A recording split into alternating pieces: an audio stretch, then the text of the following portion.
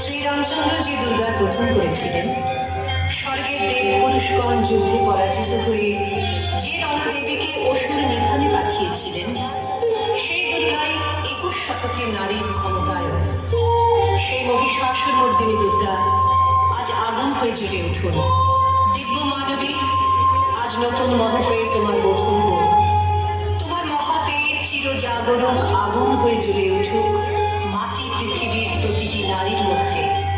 হে মহামানবী, তোমাকে সালাম।